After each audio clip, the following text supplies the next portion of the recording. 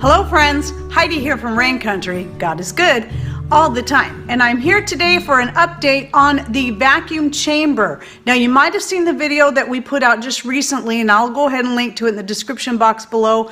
But we've got a lot of questions and there's some updates on the changes that he made to it before we actually put it up on the store, thankfully. So when I shot that video, it was actually just before he did the upgrade with the brass fitting, and also came up with two options of size for this. I labeled them on the store as 6mm, which is the outer dimension of the food saver type hose. And that, I believe that hose, at least from what I've seen, that's the same size hose that goes to most of your vacuum sealing type machines. So what you need to do is, if you're unsure, if you have something different than the food saver and you're not sure what the hose fitting type is for yours, just if you have the hose, measure the outer dimension. It should say 6mm. The smaller fitting, even though the fitting itself isn't actually 6mm, because the inside of the hose would be about 4mm. But I'm just labeling it by the outer dimensions because I figure most people, when they go to measure, they're going to measure the outside like I did. So that's what I have right here, and I'm going to show you some different ways to adapt it. So just in case some of you bought the 6mm not realizing it was a different size than the one that fits to the brake bleeder hose, I'm going to show you how you can adapt it to fit with your brake bleeder. So no matter which way you go, even if you get the one with the larger fitting that fits to the brake bleeder hose, one way or the other, you can adapt it to make it work with either thing that you're using. I just wanted to try to keep it as simple as possible for people, such as in this case, if we're going to use the food saver, as I said in the other video, if you have a hose that has two ends, one looks like this, both ends might look like this, but one is green and one is gray. So if that's the case, make sure you cut off only the gray end if you have that type. If you have the older food saver and you have a hose that looks more like this, where it's more cylindrical and both sides are exactly the same, it doesn't matter which side you cut off. The older food savers, the accessory port was a little bit different. However, the hose itself is the same size, and that's what matters. So this is a hose that went to one of my older food savers. So I'm going to show how to adapt it to fit to the brake bleeder, but I'm going to do some vacuum sealing with the food saver machine itself first. And before I do that, I want to talk about some other questions that we got. So one of the things was, people were asking where we got these silicone liners like this. Now you can use these inside of any type of like plastic storage lid that are made to go to mason jars. So they have regular and wide, and I'll put a link down below that where you can purchase either size. If you have those white plastic mason jar tops and they leak all the time, this is one way to make them leak proof. Now in that last video I showed how I just took a decorative top like this that's made to fit on a mason jar. This is a regular mouth, and I had put the silicone liner inside there and was able to seal that with the chamber. And then somebody asked, could we use the red one? So this is actually from a Tatler, but the Harvest Guard should work just as well as these. And what I did was I did try it by sticking it in there and then vacuum sealed this jar right here, and it got an even tighter seal on it, so tight that I couldn't get it off. I had to actually ask Patrick to open it for me. So yes, you can use the Tatler or Harvest Guard rubber rings to seal a lid like this. Now I haven't tried it with a regular plastic lid. I would assume it wouldn't work, but I haven't tried it. But you can experiment with it if you want and see how that works for you. But some other things I wanted to talk about, which at the time that I shot the video I didn't even think about until later, and then some people were coming up with suggestions, is when you're sealing jars like this size, or even the pint size jar, what can you do to help fill up the space in the chamber, especially if you're using a brake bleeder pump, and that will help shorten the time. Is just simply fill up the space with either some already sealed jars like these ones. These 3 half pint jars are already sealed, so these would be good ways to fill up some of that airspace if you're doing a jar like this. You can even do a pint like this in one of these. You can also vacuum seal these taller jars. They're the same diameter as your quart jars, mason jars, but they're just a little bit taller. So this will fit down inside the chamber, and you can vacuum seal these kind of jars as well. You just got to make sure you can get the top all the way on. Just experiment with your different jars, and I did vacuum seal a jar like this the other day, so I'm not going to do that now, especially since it's empty and it takes a lot longer. But what I'll do is go ahead and do at least one thing here using the food saver machine. So when you're doing that, just make sure you're taking, like, again, this is the smaller fitting. So you take your food saver hose and put it on there snugly. Keep in mind, this is much harder. This is hard to get back off. It's a lot easier to put on than it is to get off. And I would recommend, if this is whatever size you go with, if you have, you might even just want to leave your hose connected, especially if you're a lady, because it's so much harder to get it back off again. Then you take the machine end and snap it into your accessory port. Okay, make sure you lock your machine down. However it locks down, you'll know if you're familiar with the machine that you have.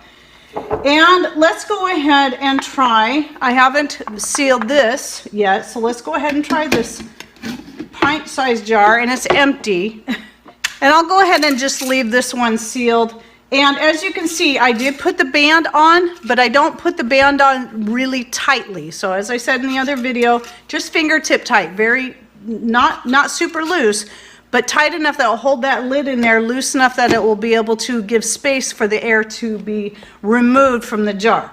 So having that sealed jar in there should shorten the time that it takes to seal up the pint-sized jar. So you tighten down your wing nut until you feel it come up snug against the inside of that chamber, because how that does is it pushes that rubber ring out like this, that seal in there, until it fits tightly. So you want it real snug against there. So make sure you hit the vacuum part on whatever your machine is. Okay, so when that seal comes on, since you don't, if it's like this and it just automatically goes to seal, just go ahead and release it, because you don't need the heating element to run on that. And then go ahead and loosen up that wing nut again, just enough to remove the top. And we'll check those jars. So we're going to tilt them, remove them carefully. So this one is still sealed. Should be sealed even better now. And let's check this one. This is the one that was not sealed. Yep, it's sealed. So you can then put your band more tightly back on there. Now, one thing when you're sealing a jar like this, when you put that on there, when you pull it out, I forgot to say this in the other video, Patrick said what he did when he first sealed it was he then tightened it down more when he first pulled it out. So that's one thing to consider. If you're in a situation like this, let's say you bought this size and you meant to get the size that fits to the brake bleeder hose, then what you can do, if you happen to have an old food saver hose, it's the right size, simply cut a piece off of that.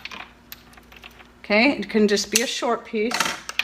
And then shove that down inside your brake bleeder hose like that. This will also work if you're wanting to use it with the food saver tops, and you leave the accessory end on in that case. But all I need is that little short piece for it to adapt.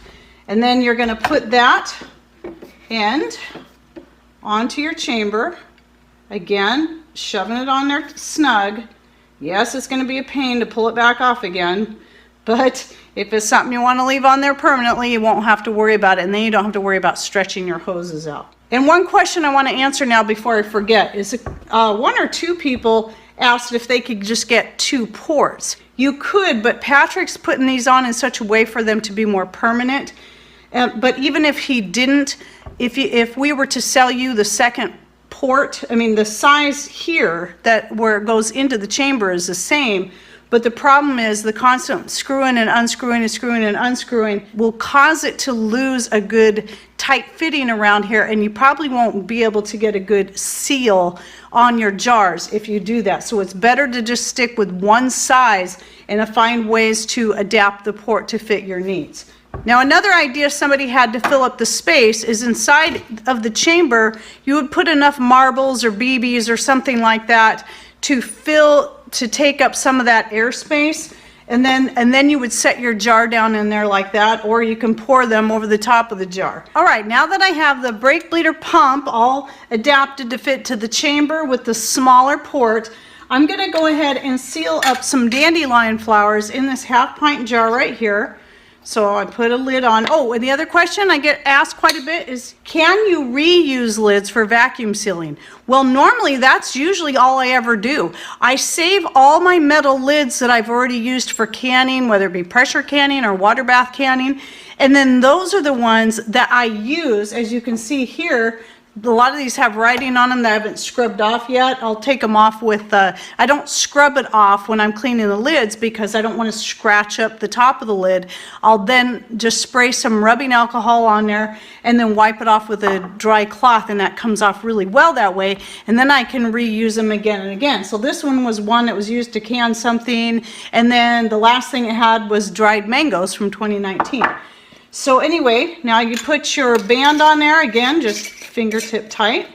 And then to fill up the space, I'm going to go ahead and put this jar of already sealed ground beef. So this one should have a lot less airspace, even if I decided to try one that was already full and see if that even works better, because now that all the air inside here, even though it's sealed, the air inside here is pretty much filled up with the dried burger. And put that in there carefully so we can tell this is not sealed yet. So carefully, gently set that on top of the other one. Put this in place. Again, tighten it until it's snug up against the walls of the chamber. And then you're going to start pumping. Remember, you can rest this against your counter and use one or both hands. You don't have to vacuum like this. This, especially if you're a lady and you have weak hands or you have arthritis, this might take a really long time and be very tiring. Doing it this way with both hands, or even just one hand like I normally do, I'm now relying on my triceps and my bicep muscles of my arm to do the pumping. And so when you're doing this with your brake bleeder pump, just keep pumping that until the needle on the gauge stops moving. You'll have an outside number and an inside number. The outside numbers are smaller. If you go by that, get it up to at least 15. If you're going by the inside number, get it up to at least 400. Now that needle's still moving, so I'm going to keep pumping a little bit more. Looks like that needle's done moving. So when you go to open the chamber, you should hear some air releasing from here. I don't know if you heard that, but I just pressed down on that jar, and sure enough, it is sealed. Let's go ahead and take this band off to check. And yes, the dandelions are all sealed up now. But you can go ahead, I always, when I'm putting my stuff in storage, my dried stuff, I always put the bands back on there.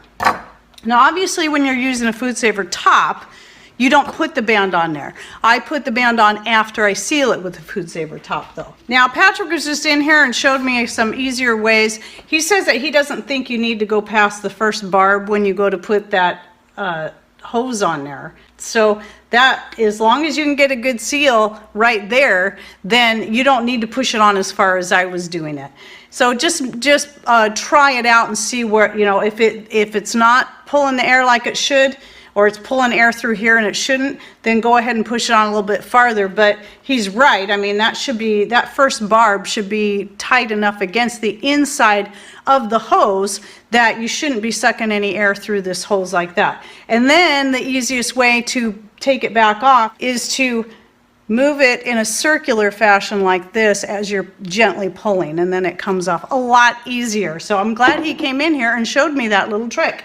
Now, one more thing I want to mention before I let you go. So I did talk about this in the other video, but in case you don't want to have to go back and watch that, if you have the larger size fitting on here that goes directly to the brake bleeder itself, which this is obviously the smaller one, and you want to adapt it to go to your Food Saver machine, then you just do the reverse. So you take your Food Saver hose, so you've got the end that goes to the machine right here, and then you take a short piece, like if you already have the brake bleeder kit, then you take one of those little short pieces that comes with the kit and then jam the food saver hose up inside there and then attach that to that larger fitting on your canister. And then just plug it into your machine, whichever type it is that you have, and then run it like I showed earlier, and that will work. And again, I demonstrated that in the previous video.